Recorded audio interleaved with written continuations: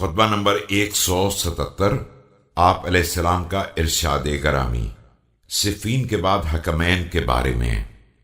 بسم اللہ الرحمن الرحیم۔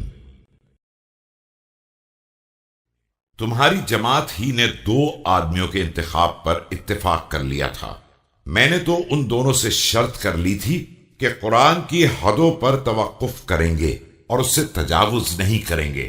ان کی زبان اس کے ساتھ رہے گی اور وہ اسی کا اتباع کریں گے، لیکن وہ دونوں بھٹک گئے اور حق کو دیکھ بھال کر نظر انداز کر دیا۔ ظلم ان کی آرزو تھا اور کچھ فہمی ان کی رائے، جبکہ اس بدترین رائے اور اس ظالمانہ فیصلے سے پہلے ہی میں نے یہ شرط کر دی تھی کہ عدالت کے ساتھ فیصلہ کریں گے اور حق کے مطابق عمل کریں گے۔